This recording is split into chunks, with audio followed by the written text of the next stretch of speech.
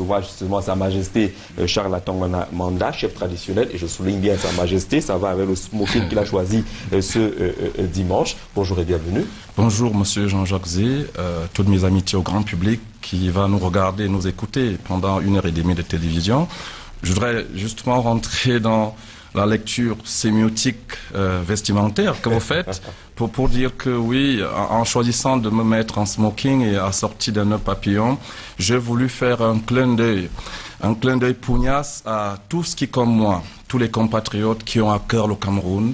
Et comme disaient les Latins, en toute chose, il faut rester dans la joie. Vous êtes dans la joie, sauf que c'est peut-être votre président national qui a reçu une gifle cette semaine après le passage de Nidjon Frunzi à l'hôpital militaire. Les journaux ont dit que Frunzi a ravi la vedette au président Biya. Lui n'est pas encore allé là-bas. Écoutez, je pense que c'est une lecture complètement biaisée. Ce qu'ils l'ont dit, je l'ai lu dans dans deux journaux à peu près. Ils sont dans le mauvais sens de l'histoire du Cameroun. L'histoire du Cameroun en guerre. Parce que Paul Biya, chef de l'État, président de la République du Cameroun, c'est aussi le chef des armées. Et donc, c'est lui qui est au front.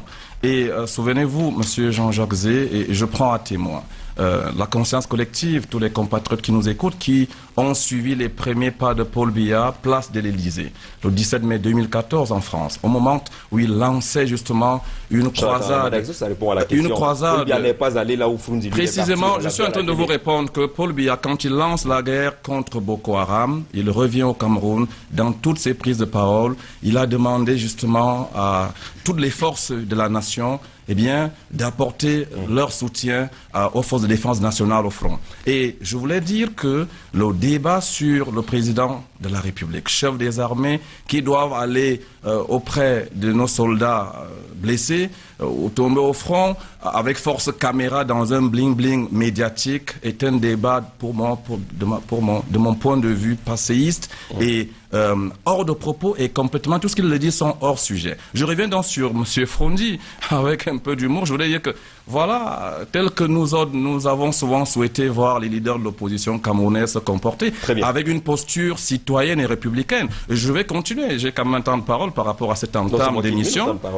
Naturellement, naturellement. Et pour dire que il ne servait donc à rien pendant toutes ces années, n'est-ce pas, de passer le temps à monter un coup de poing en l'air, de passer le temps à avoir donc simplement pour programme politique Paul Biya Mostego. Donc aux yeux des Camerounais, Paul Biya a amené Frunzi, oui, Paul Biya a amené Frunzi à avoir enfin une stature citoyenne et républicaine en lui disant ce que c'est que faire de la politique. Merci, sauf qu'il est passé quand même devant des journaux. Pas du tout.